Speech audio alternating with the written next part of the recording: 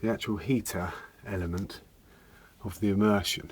But first I'm going to check to see if it's only the cut-off that has gone wrong inside the element itself. Now this is a normal immersion heater, only has an isolator switch, not a timer switch. I find that it's cheaper to run if you leave the thing on constant than it does to have it off and then turn on during the night and then warm up at 4 in the afternoon and things like that. It's always cheaper just to let it do its own thing and constantly turn on and off when the temperature reduces on the thermostat. Right, so normally what you find inside this unit here, which is a heating element itself, is all of this. Now this is the heater coil that you probably find in a kettle, similar sort of thing. That goes in the tank and would be basically about 2 foot long, a little bit more actually, about 2'6". Inside one of these, I'll just unscrew the top.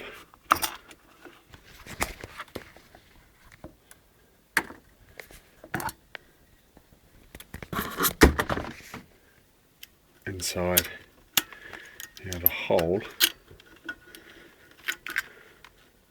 which is in the centre coil, the centre tube. Yeah, that's what takes the actual thermostat and cut-off switch. And inside the box as well with the kit is the thermostat safety cut-off, which is also the thermostat itself. So I'll just get that out.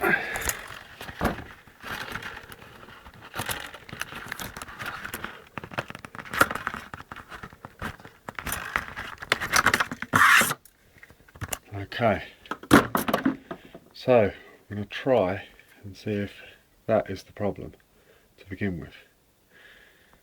Okay, so this goes inside. Now I've isolated the electricity at the wall as well as the fuse box downstairs. It's always advisable to make sure all the power is off. Obviously electricity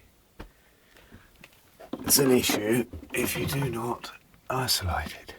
The first thing we've got to do is the actual unit that I'm replacing is this unit here. There's a wire that goes off to the actual heating element itself, and the other wire goes off to the power source, meaning the isolator switch on the wall.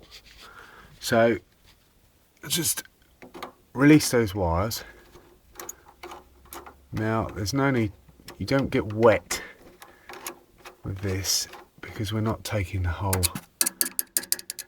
unit out itself. All we're doing is taking out the thermostat and the safety control box, which is this.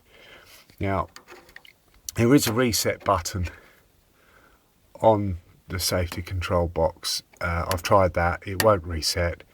I've adjusted the actual temperature gauge in the thermostat, that's made no difference.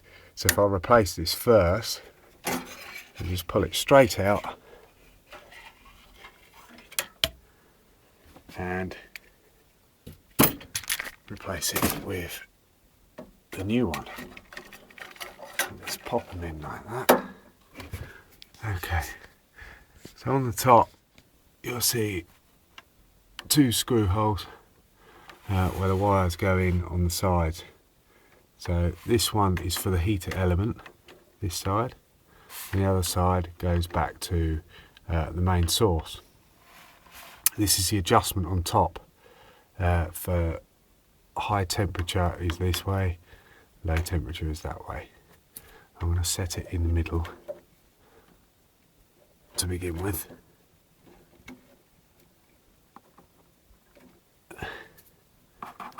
Okay. Right, now to fix the wires. Okay, so the wires go in the holes in the sides. I need 2 hands for this, so I'm going to put the camera up here.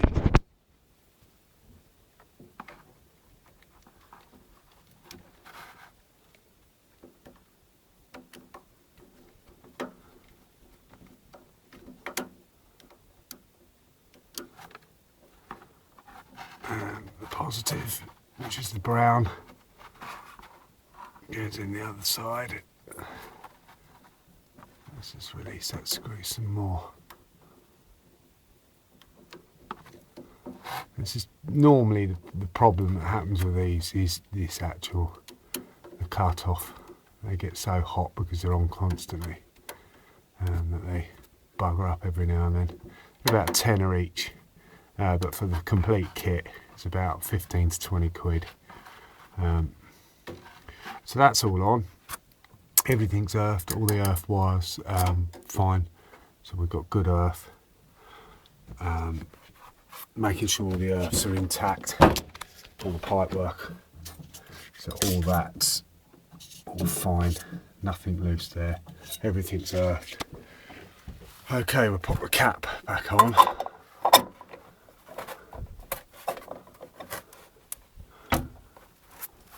And I'll fix that with a screw in a moment. Okay, so basically what we got to do now is go and turn on the power source. I'll run off and do that, and then we'll see if it's working again.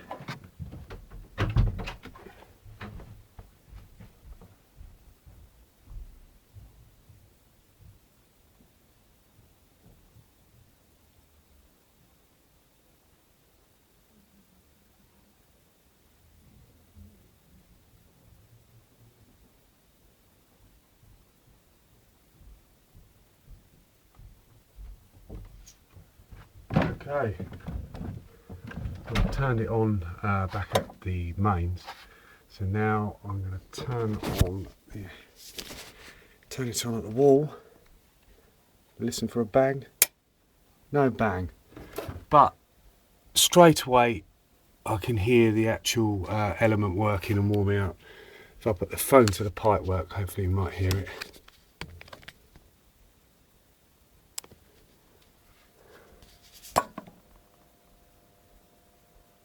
There's a significant hum there. Okay, so now I've adjusted everything, everything's safe. I must secure that top cap. So, the screw that I put aside safely I've now lost. But obviously, because I've purchased a new cap, also comes with a new nut. So that one can go on there. We keep the rest for spares.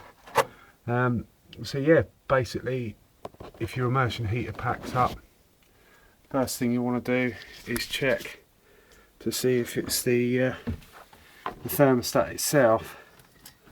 That way now I can keep all that for spares. These do corrode, depending on what water type, what water areas you have, whether it's high alkaline and so forth, so they're always handy to keep hold of. Not a waste of money, it's only another tenner. And that is the unit that is buggered. It's no good, so that can be disposed of. Never use it again. Don't use it for spares. Everything's all factory fitted, so don't attempt to tamper with anything. Also, if there's any other problems and it won't work, call a qualified electrician. This is part of the kit that I have got myself, and that's the big spanner that you'd need to undo the heating element if that was the one that was at fault. Sadly, I don't get to show you how to do that today because my immersion heat is fine. We'll do that another day.